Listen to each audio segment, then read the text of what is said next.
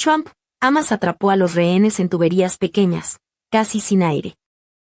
Un análisis profundo de la crisis humanitaria en Gaza, centrado en la ayuda, los rehenes y las responsabilidades internacionales. President, back to Gaza. You talk about Hamas stealing food and stealing aid.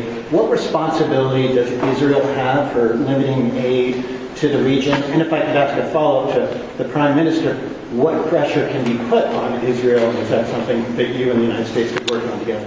Israel has a lot of responsibility. They're hampered by the fact that you still have 20 hostages or so. And the people of Israel are very concerned about the 20 hostages. It's very interesting.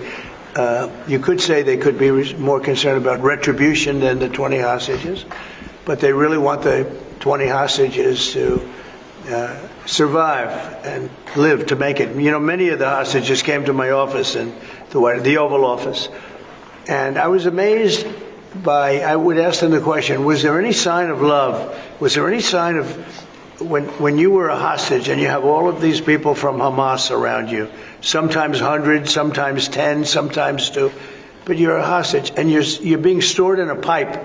It's not even really, a cave, or it's a pipe, a little pipe.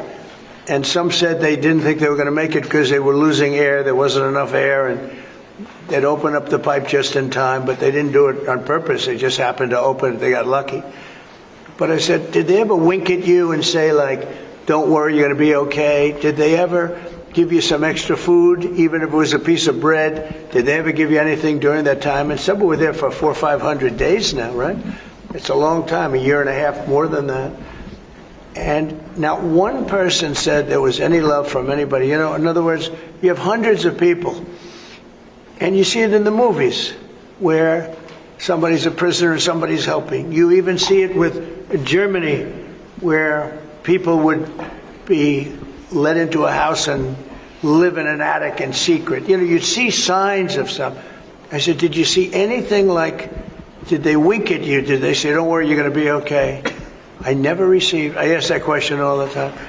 I've never received one answer that said, yeah, they really wanted to help. No, the hatred is just incredible. But so on the access to food issue, what more can Israel do? And again, to the Prime Minister as well. Well, I think Israel can do a lot. I will say that Iran, I think, interjected themselves in this last negotiation. Can you imagine the beating they took? We wiped out their nuclear possibilities. They can start again. If they do, we'll wipe it out faster than you can wave your finger at it. We'll have to do that. We will do that gladly, openly and gladly. They've been saying, Iran's been sending out bad signals, I'll tell you.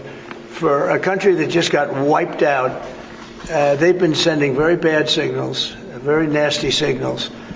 And they shouldn't be doing that. They shouldn't be doing that. They were talking about things that they shouldn't be talking about. They were interviewed on a recent show, and the foreign minister saying things that he shouldn't be talking about, shouldn't be saying. And I think they got involved in this negotiation, telling Hamas and giving Hamas signals and orders, and that's not good. That's not good. I would say, look, we need to get the hostages out. They've been held for a very, very long time, and we must always start from there. But also recognise the situation on the ground in Gaza is absolutely intolerable, and I think that certainly speaking for the British public and myself, seeing those images of starving children in particular are revolting, and there's a sense of revulsion in the British public at what they're seeing, and they know, and we know, that humanitarian aid needs to get in at speed, at volume. Yes, some can be airdropped, and we're working with others, with the US, with Jordan, on that, but the trucks need to get in, because that's the only way you can get the volume in. And we do thank the President for the work he's done to try to get to a ceasefire, which we desperately need, but also to put aid in to the region. There needs to be much more of that. We need to galvanise other countries in support of getting that aid in. And yes, that does involve putting pressure on Israel, because this is a humanitarian catastrophe now. We also need to look beyond that situation to what then happens in the event of a ceasefire, which is desperately needed. And that's why I'm really pleased that we're having a discussion about what a peace plan would look like after that, the component parts of that.